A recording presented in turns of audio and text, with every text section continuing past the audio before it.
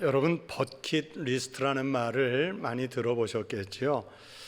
버킷리스트, 평생에 꼭 해보고 싶은 일이나 아니면 죽기 전에 해보고 싶은 일들을 적은 목록을 버킷리스트 이렇게 말을 하죠. 벌써 한 10년, 15년 지난 훨씬 더 전에 이 버킷리스트라는 제목의 영화가 유명해지면서 우리나라에서도 크게 히트를 치면서 이제는 익숙한 말이 됐습니다. 그 영화에 보면 남자 주인공 두 사람이 병원에서 시한부 판정을 받았는데 자기네들이 죽기 전에 병원에 입원해 있지 말고 여행을 떠나자, 버킷리스트를 작성을 해요.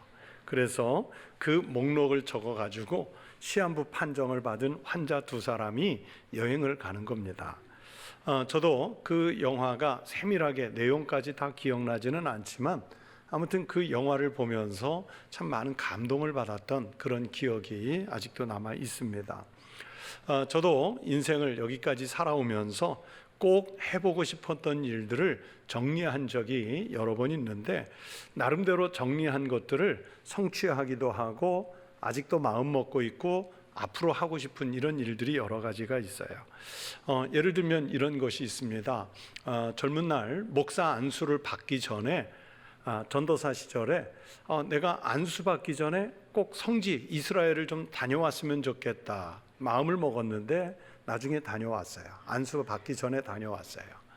내가 장로교 목사가 될 것인데 우리 장로교의 근간이라고 할 수 있는 깔뱅의 기독교 강요를 워낙 큰 대작이니까 읽기가 쉽지 않은데 그래도 목사 안수 받기 전에 이거 읽어봐야겠다 아주 작심하고 한 2년 걸쳐서 그 책을 다 읽어냈어요. 어려서 생각했던 그 버킷리스트들이 실제로 제가 해낸 것도 있고 여전히 꿈으로 마음 먹고 있는 것도 있고 또 어쩌면 전혀 일생 가운데 못할 그런 일들도 있어요. 하지만 그런 꿈을 꾸고 있으면 행복해요. 언젠가 할 수 있지 않을까 이런 기대를 하면 행복해요. 한번 여러분도 어떤 버킷리스트를 가져보세요. 버킷리스트를 가지고 계시는지요? 어디로 가고 싶고 무엇을 보고 싶고 무슨 일을 하고 싶으신지요? 그 버킷리스트를 꼭 가져보시기 바랍니다. 그런데 저를 포함해서 대부분의 사람들에게 한번 버킷리스트를 써보십시오. 그러면 보통은요 가서 보는 것이 주를 이루어요. 제가 말씀드린 것도 대부분 그렇잖아요. 어떤 행위를 하는 것도 간혹 있지만 일단은 여행을 가야 한다는 것, 그리고 간 그곳에서 무엇인가를 본다는 것, 이것을 매우 중요하게 여깁니다. 듣는 것이나 실제로 실천해 보는 것, 행동으로 옮겨보는 것들은 보는 것에 비해서 상대적으로 아주 작습니다. 그만큼 사람들은 본다는 것에, 그 보는 일에 집중을 해요. 그래서 우리는 사람을 만나고자 할 때도 한번 봅시다 그러지 않습니까? 누군가를 야단칠 때, 후배든 제자든 아이들이든 야단칠 때도 보면 야 네가 한 일을 봐라 그러지 않습니까? 사람을 우리가 그리워할 때도 보고 싶다고 말하지 않습니까? 여러분 죄를 짓는 것도요 대부분 보는 일에서부터 시작합니다. 아담과 하와가 에덴 동산에서 선악과를 먹기 전에 느끼는 그 유혹이 있었지 않습니까? 먹음직도 하고 그 다음 또 뭐였어요? 보암직도. 먹고 싶은 마음에다가 보기에도 좋았다는 거예요. 그렇게 큰 시험도 바로 훔쳐보는 것에서 시작하죠. 그렇게 본다는 것은 인식하게 하고 삶의 내용을 만들어가고 미래의 꿈을 형성해 가는데 아주 중요한 역할들을 합니다. 그런데 문제는 교회에 나오는 이유도 느끼고 생각하고 행하기 위해서라기보다는 내 시선으로 무엇인가를 보기 위해서 나오는 경우가 많다는 거예요. 교회가 준비한 프로그램을 보기 위해서, 아니면 예배도 드린다기보다는 예배를 보기 위해서, 교회 안에서 관계 맺은 사람들을 보기 위해서, 또 우리 아이가 교회 가서 교회 학교에서 예수 그리스도를 만나기보다는 우리 아이가 교회 학교에서 무엇을 하는지 보기 위해서 교회 나오는 경우가 많습니다. 과연 하나님께서 우리를 부르신 목적에 맞추기 위해서 교회를 오는 것인지, 아니면 그냥 교회 와서 보는 행위로 모든 것을 끝내는 것은 아닌지 구별해 볼 필요가 있습니다. 우리가 신앙생활을 하면서 신앙의 본질적인 문제보다는 주변의 상황에 더 많은 관심을 기울일 때가 있습니다. 믿음 생활을 오래 하면서 마음에 갖는 염려는 혹시라도 신앙을 통해서 예수 그리스도가 아닌 다른 것을 보려고 하는 때는 없었는가 하는 것입니다. 우리가 교회 나올 때 마찬가지죠. 교회 출석하면서 교회를 통해서 하나님을 만나고 예수 그리스도를 뵙기보다는 우리의 안위와 우리의 위로만을 찾으려고 할 때가 너무 많아요. 그러니까 교회를 통해서 자기 만족을 얻고자 교회 출석하는 거예요. 사랑하는 성도 여러분, 여러분에게 묻습니다. 여러분은 오늘 무엇을 보려고 천국교회에 나오셨는지요? 무엇을 얻으려고 여기에 지금 앉아 계시는지요? 넓은 인간관계라든지 물질의 축복이라든지 또는 교회와 갖고 있는 낭만의 추억이라든지 나름대로의 좋은 일을 위해서 교회를 찾으신 것은 아닌지요? 마땅히 이 시간에 생각해 보니까 교회 말고는 갈 곳이 별로 없어서 그냥 와 있는 것은 아닌지요? 제가 외국에서 수년 이민 목회를 해보니까요, 여러분, 외국에 사는 교민들 또는 주재원들은요, 신앙이 없어도 교회 나오는 분들이 꽤 있어요. 계속 그 나라의 말을 쓰다가 주일날 교회에 오면 한국말 실컷 써요.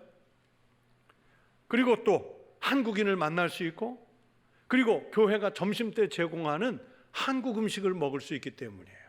그 제가 있을 때도요, 심지어 불교 신자들도 교회를 잘 나와요. 불교 신자들도 교회를 잘 나와요. 한국말하고 한국인 만나고 한국 음식 먹으려고. 그러니까 교회 나오는 그 목적이 본질과는 다르다는 얘기죠. 지금도 예를 들면 서울의 대형 교회들을 찾아가는 사람들 중에는 인맥을 넓히는 수단으로, 어떤 정관계에 어떤 실력자들이 모이는 교회로, 또 그 교회에 가면 결혼 대상자를 찾기에 쉬운 그런 젊은이들이 많다는 이유로 그 대형 교회를 찾아가는 사람들도 꽤 있어요.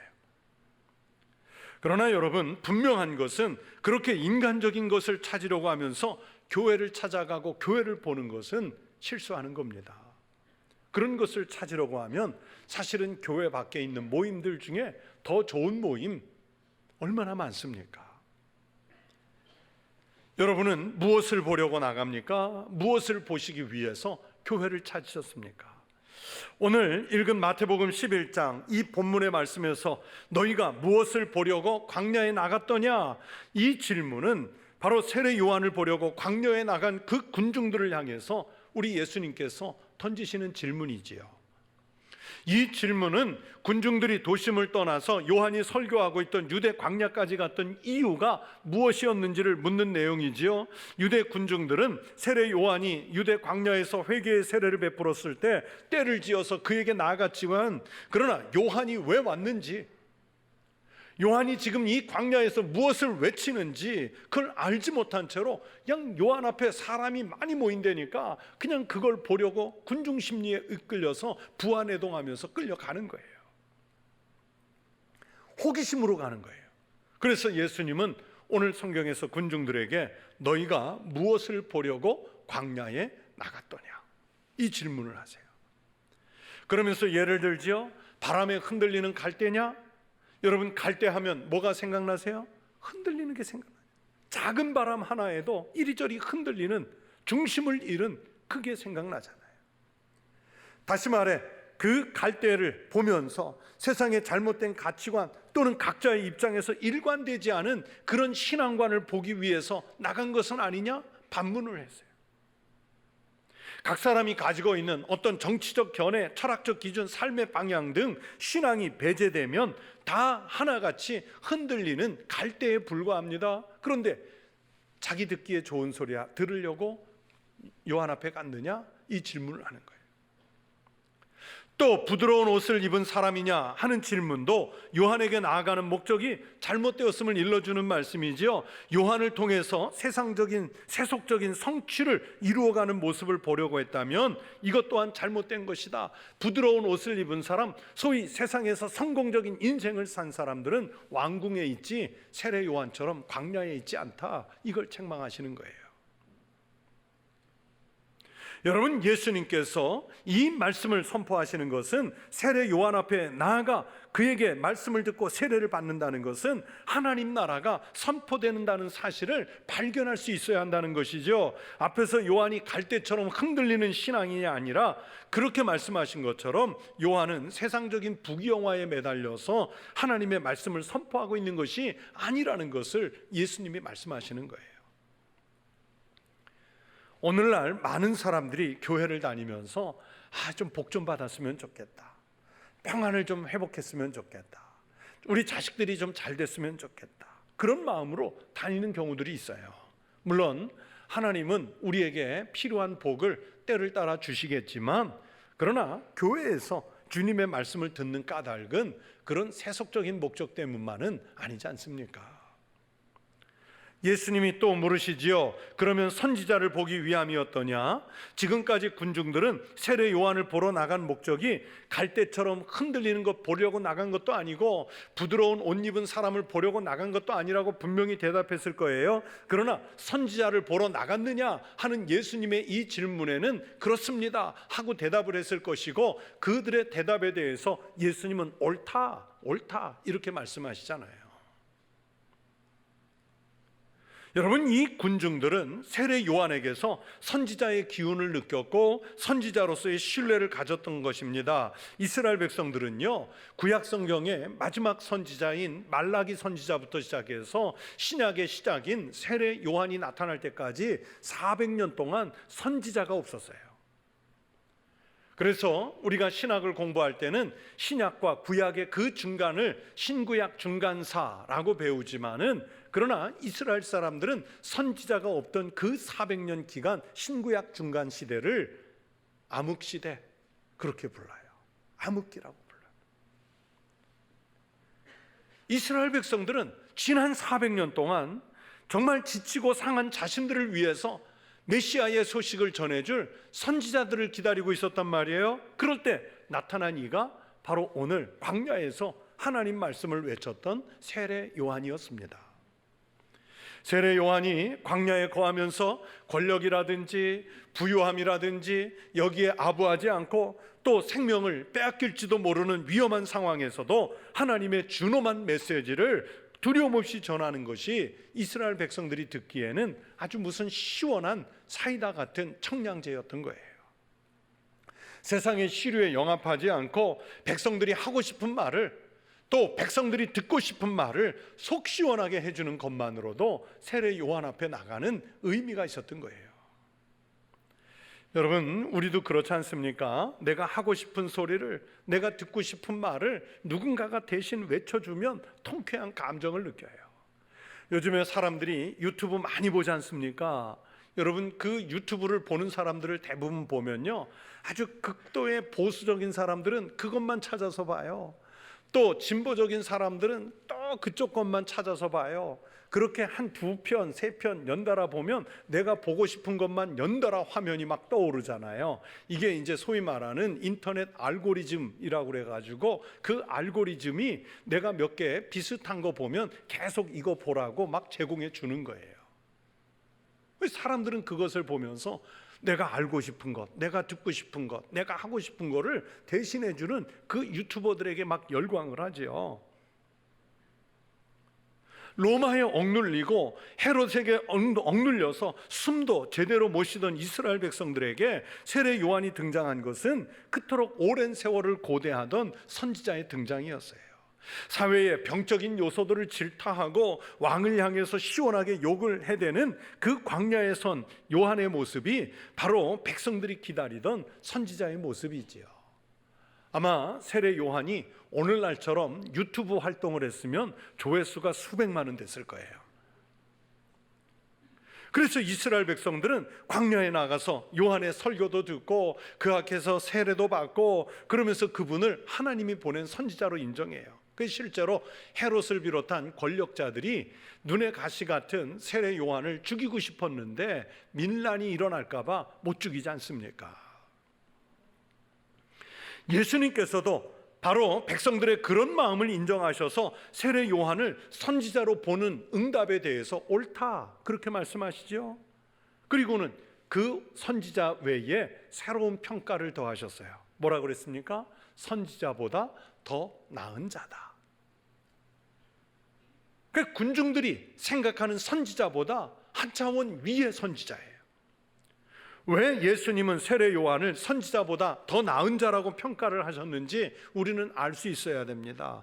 여러분, 지금까지 세례 요한 이전의 선지자들은 예수 그리스도의 오심, 메시아가 오실 것을 대망하면서 예언 활동을 했지만, 그러나 그들은 메시아를 직접 보지를 못했어요.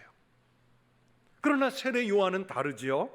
지금까지 선지자들이 일반적인 용어로 메시아의 강림을 서술했다면 세례 요한은 이제 지금까지와 선지자는 달리 메시아를 눈으로 봤어요. 예수 그리스도와 같은 시대 활동하는 거예요.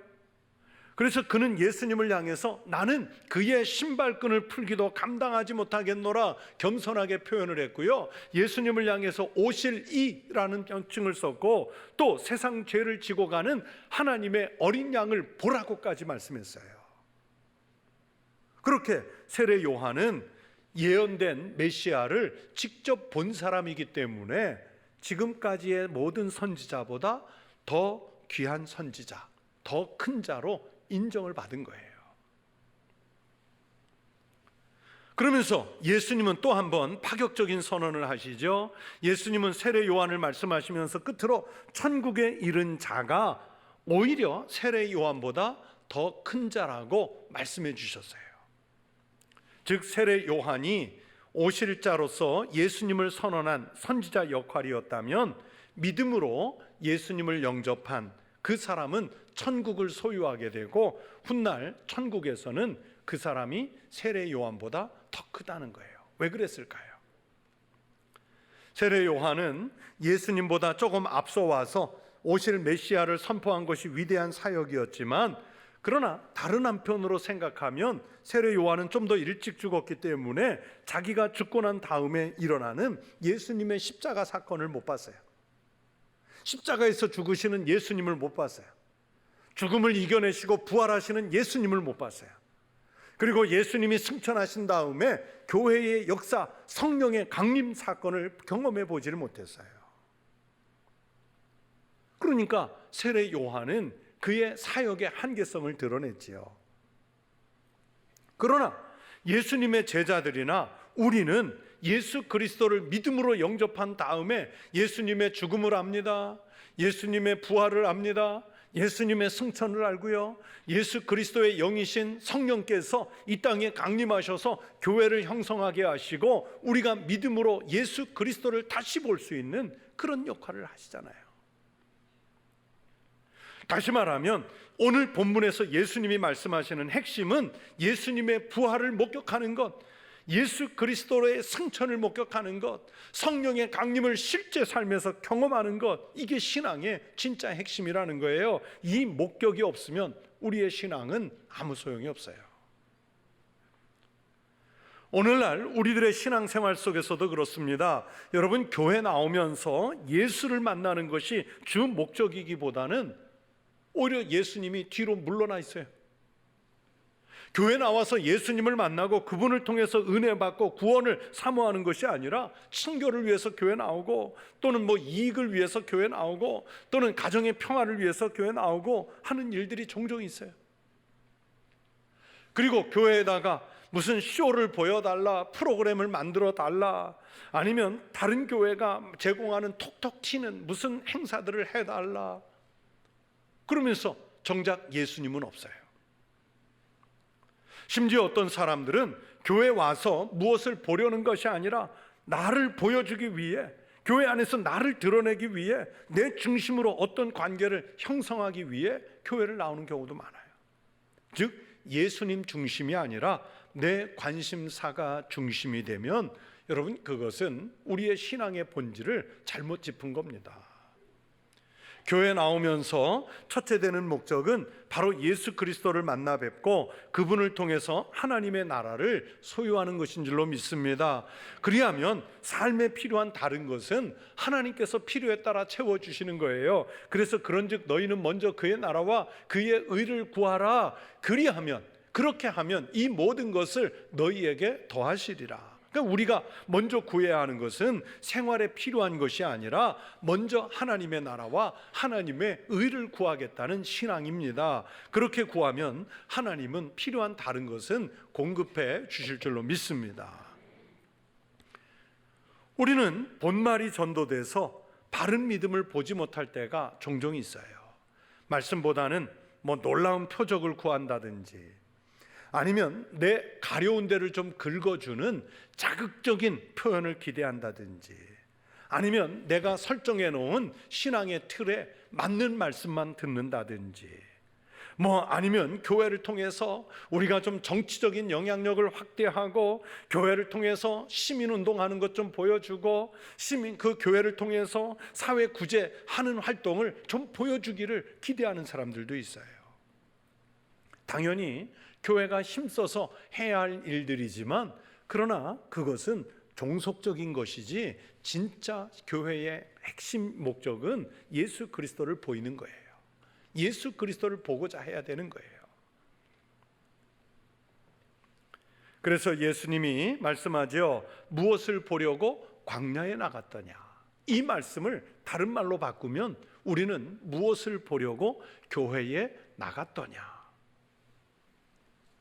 오늘날 우리의 신앙과는 분명히 무언가 잘못되어 있습니다. 예수님보다 다른 것이 더 중요해요. 건물이 중요하고 관계가 중요하고 내세울 수 있는 뭔가 외향적인 것이 중요해요. 그런 것들이 잘 갖추어진 교회를 좋아하고 주님의 십자가, 주님의 희생, 주님의 낮아지심, 이런 것들은 현대인들에게 관심 밖으로 밀려나 있어요. 우리 주님이 그렇게 초라한 모습이라면 내가 과연 주님으로 고백할 수 있을까 의심이 드는 세상이에요. 그래서 현대 교회들은 예수 그리스도를 보여주려고 하는 것이 아니라 세속적인 성공을 보여주고 싶어 해요. 뜨거운 믿음의 사람 파스칼은 팡세라는 책에 이런 말을 남겼습니다. 진정한 기독교인은 거의 없다. 믿는 사람들은 많이 있지만 미신에 의해서 믿고 있다. 교회에 와 있으면서도 미신 같은 요소를 가지고 앉아 있는 거예요. 여러분, 누가 진정한 그리스도인이겠습니까? 화려한 옷을 입은 사람들이 아닙니다. 자기 이익의 유리함이나 불리함에 따라서 그 생각이 갈대처럼 흔들리는 사람도 아닙니다. 자기 감정을 시원하게 해주는 소리 하나 듣자고 교회를 찾는 이도 아닙니다. 예수 그리스도에게 속하여 예수 그리스도의 뜻을 준행하는 이가 진정한 그리스도인인 줄로 믿습니다. 우리가 교회에 왜 나왔습니까? 이곳에서 우리가 궁극적으로 내가 정말 마지막에 보고자 하는 우리의 최종 버킷리스트는 뭐냐면 하나님 나라인 줄로 믿습니다. 또 그곳으로 인도하시는 우리의 길 되시는 예수 그리스도이신 줄로 믿습니다. 그래서 우리 교회와 성도들은 아주 분명하게 예수님을 보시고 또 예수님을 만나는 교회요 성도가 되시기를 축원합니다. 우리들이 교회 열심히 출석해서 무슨 부귀영화를 누리겠습니까? 우리가 세상적인 무슨 힘을 얻겠습니까? 교회는 어떤 이들의 사상적 움직임을 위한 도구나 출세도를 위한 디딤돌도 아닙니다. 무슨 시민운동에 또는 정치적 세력 확장의 장소도 아닙니다. 교회는 바로 예수님을 만나는 장소인 줄로 믿습니다. 우리의 믿음이 온전히 고백되는 곳인 줄로 믿습니다. 오직 하나님께만 영광을 돌리는 거룩한 성소여야 할 줄로 믿습니다. 이곳에 오셔서 우리 주님 예수 그리스도 꼭 만나시고 꼭 보시고 천국을 보기 위해 나의 삶을 신앙으로 전환시키는 복된 역사가 있기를 주의 이름으로 축원합니다.